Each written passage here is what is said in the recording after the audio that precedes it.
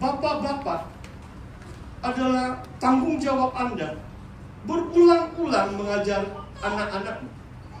Mungkin saya boleh katakan adalah, kadang-kadang masalahnya adalah bapak-bapak bukan orang rohani.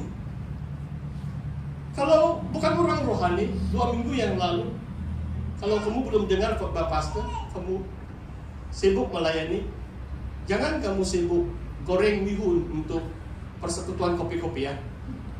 Baru saya diberitahu tuh,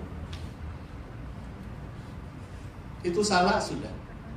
Saya tidak mau makan bihun pun kalau kamu sibuk nanti tidak dengar khotbah. Sebab kerohanian saudara jauh lebih penting. Kalau kamu mengajar sekolah minggu, dengarlah Facebook balik. Jangan kamu katakan, saya melayani sekolah minggu, tapi kamu tidak dengar firman Tuhan. Nanti kamu miskin rohani kalau kamu tidak dengar khotbah. Saudara, 2 minggu saya katakan menjadi manusia rohani. Kita berdoa supaya bapak-bapak di gereja ini menjadi manusia rohani. Kalau manusia rohani, dia mencintai Tuhan, dia mengasihi firman Tuhan, dia akan mengajar anak-anaknya berulang-ulang, membicarakannya. Ayat 7b, apabila engkau duduk di rumahnya, apabila engkau sedang dalam perjalanan, engkau berbaring, engkau bangun, haruslah juga engkau mengikatnya sebagai tanda pada tanganmu dan haruslah menjadi lambang di dahimu dan sebagainya. Oh, luar biasa kan saudara? Mengajarnya berulang-ulang, berbicara setiap masa di rumah itu. Bapak-bapak, kalau kita tidak lakukan itu, jangan heran anak-anak remaja kita tidak mau ikut Tuhan Yesus. Jangan heran, itu tren akan semakin serius. Dan mungkin pasti ini bukan joking. Saya tahu 2-3 gereja, ini kalangannya saya bilang, kadang-kadang sensitif juga kalau saya bicara, sebab saya ini orang bawahan, nanti saya kena marah. Tapi saya mau bicara dulu. Ada 2-3 tempat, seluruh majelis sidang adalah perempuan, termasuk ketua sidang. Kenapa? Tiada satu bapak pun datang di gereja itu. Dan saya tahu ada satu tempat di mana mereka beritahu saya mereka kembali mabuk. Oh, hati-hati, minum sikit-sikit boleh jadi banyak. Hati-hati, nanti mau naik di gereja ini, mau menyembah Tuhan tapi mau beli tiket dulu. Ada percobaan kalau di bawah. Hati-hati, minum sikit-sikit boleh jadi banyak. Hati-hati. Bila mereka kembali mabuk, mereka rasa tidak layak sudah. Mereka tidak mau datang sudah di gereja. Sehingga hanya perempuan saja yang jadi pemimpin. Tiada dikenas saja. Haleluya. Haleluya. Oh, cukup serius saudara. Bapak-bapak, dengar firman Tuhan hari ini. Jadi manusia rohani dan ajarlah anak-anak kamu. Cari masa yang sesuai. Setiap hari kalau boleh, kalau tidak pun berselang hari. Bawa mereka baca firman Tuhan, bawa mereka berdoa. Kalau jalan pun bukan mesti duduk semeja kan. Maksudnya bawa jalan pun cerita saja, selalu cerita. Mungkin itu yang saya boleh saksikan. Saya bukan bapak yang sempurna, saya bukan suami yang sempurna, tapi saya tahu ada sesuatu yang sampai hari ini anak saya masih ingat. Adalah bila kami jalan-jalan, bapak dan anak lah, selalu saya akan bersaksi, oh, today Jesus answer my prayer. I always tell my son that Jesus answered my prayer. Sehingga sampai hari ini, kalau dia pergi review, mau naik pangkat atau review kerja dia, pasti dia akan text, Daddy please pray for me. Sebab sudah tertanam dari kecil. Bukan saya duduk semeja macam ajar dia, oh, doa begini, tidak. Tapi saya hanya bersaksi cerita dia saja. Oh, hari ini tengok Tuhan Yesus jawab doa Bapak begini cerita dia. Mungkin 100 kali dalam 10 tahun saya cerita dengan anak saya bagaimana Tuhan Yesus menjawab doa-doa saya. Haleluya. Ada satu lagi yang dia bilang, Bapak,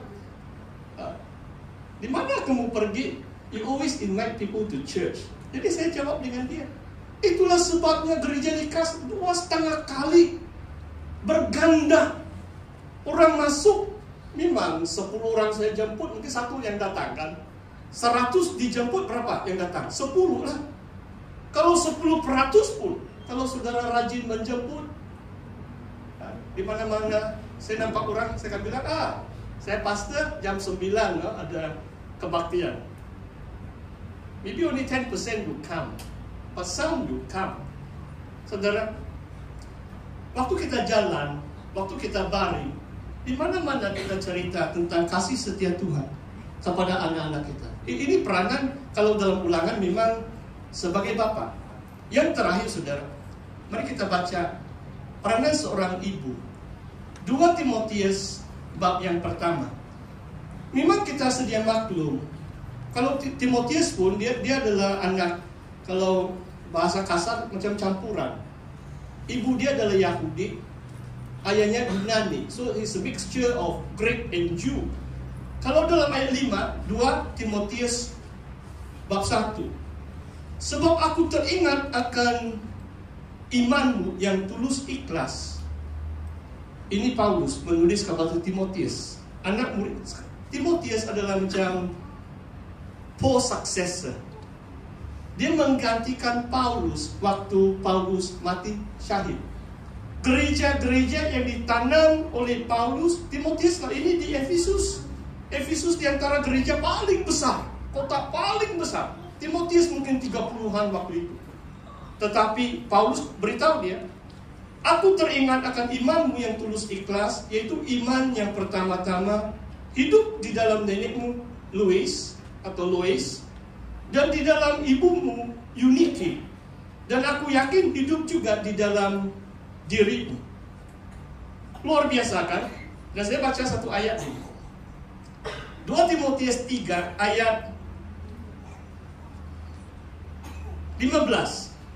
2 Timotius 3 ayat 15. Ingatlah juga bahwa dari kecil engkau sudah mengenal kitab suci yang dapat memberi hikmat kepadamu, menuntun engkau kepada keselamatan oleh iman kepada Kristus Yesus. Dari kecil engkau sudah mengenal kitab suci yang memberi hikmat. Siapa yang mengajar Timotius kitab suci? Nenek dia, Lois. Siapa yang mengajar Timotius kitab suci dari kecil? Ibunya, sebab ayahnya bukan orang yang taat kepada firman. He was a Greek. Sama ada dia kemudian bertobat, kita tidak tahu. Tapi yang tertulis dalam firman Tuhan, saya percaya ini amat relevan untuk ibu-ibu yang ada di sini. Jangan kamu patah semangat kalau suamimu belum taat akan firman.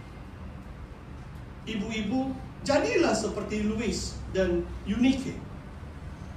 Ajarlah Timotius Anda, maksudnya anak-anak Anda, kitab suci dari kecil. Kitab suci memberi hikmat, menuntun engkau kepada keselamatan. Kadang-kadang waktu mereka kecil macam jejal bahkan mereka kan? Lari-lari, curi mangga dan sebagainya. Don't worry. Semua manusia melalui proses pertumbuhan seperti itu. Kalau saudara setia, waktu remaja 14-15 tahun, dia akan datang kepada Tuhan. Sebab saudara sudah dari kecil sudah tanam kitab suci itu. Kitab suci memberi hikmat, menuntun Timotius kepada keselamatan. Waktu Paulus beritakan Injil, Timotius terus percaya sebab dia sudah terlatih dalam kitab-kitab suci.